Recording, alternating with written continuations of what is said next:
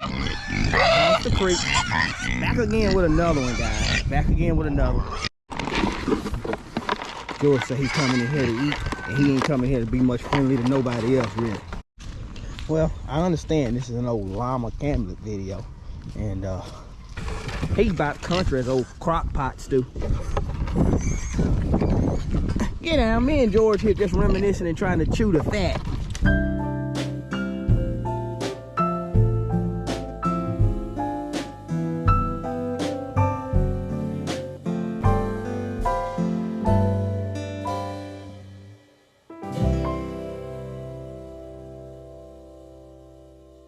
No, this don't have nothing to do with y'all, but this here's gonna be the Camlet edition. We're here to visit it. And on this one right here, well, this one here is gonna be the Camlet edition. I'm visiting with old George today. We're gonna get down off in his pen there. It's about 30 foot down, 30 or 40 foot down there. And up and down, he said, it crossed my mind there that I never even did George. Well, a real front camera worthy introduction. And we've had George a pretty good while. I'd say we probably had George maybe about 3 years now. And, well, since he's been here, he's been just the apple of my eye. The apple of my eye. He ain't been very hard to get along with. George says come on with the food. He don't have all day for that gibbering and carry it on. And he don't give a country daggum about the apple of nobody's eye, he say. We've had George, like I say, for about 3 or 4 years.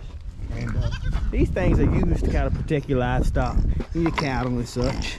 And well, let's just say I had to put old George up. Them strays couldn't figure out how to get in here safe. We ended up carrying out more herd animals. Well, let's just say George takes his job rather damn serious. We've had George for maybe 3 or 4 years now. And he's been pleasant. He's been pleasant. We named him George. Well, after that old activist movement with old Floyd George and such. And well, he took to his name fine. He lets you rub on him and such. Well, if I wouldn't have to tote this other camera, I might would try to get me a good old rub on that old halter on it and such. Let's see.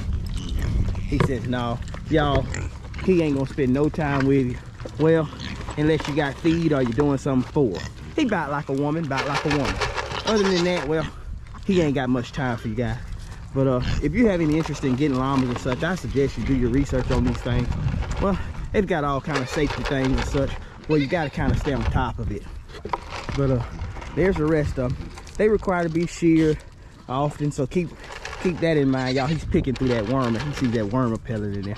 But they require to be sheared and such, so make sure you know what all it entails when you talk about, y'all look at sheep jumping right up into y'all's TV. What all it entails when you talk about, well, maintaining one of these guys here.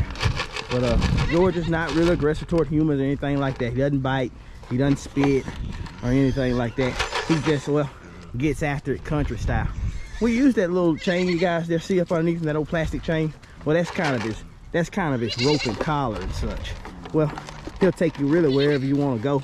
And well, he'll go wherever you want to take him, is what I meant to say. And he's personable. He's just like any other animals on a homestead. Well, he recognized there's a job to be done here. And if you ain't doing it, well then, sub. We got George from old Sandy Acres, farm up in Waterbury area. And well, to be honest, George was doing whatever he wanted there, but not here. If any of you's watching this thing, well, if you know old Coach Chris, you gotta nip some of that stuff in the bud. You gotta nip it in the bud. But he's enjoyed his stay nonetheless, and we've enjoyed him. And just crossed my mind that I never really formally, look here y'all, I never really formally introduced George to some of you watching this thing. We've had opportunities and such, maybe into George in some of those carnivals and fairs and such, and we've considered it because he don't have any bite in him. He's nice when it comes to kids and such. But well, George's got a little spunk. He'd rather run than walk. Trying to keep him under control. Well, it's about like trying to tell a cowboy to slow down. It just ain't gonna happen. It just ain't gonna happen. But he believes in getting after it, and a lot of those little farms, the circuses and such, well, they take patience and such. And I don't know who's got less patience, me or old George. Me or old George. He's country than daggone. y'all like that's coming up. She's well, you know, she's interrupted me and George's one-on-one time is really what she's doing.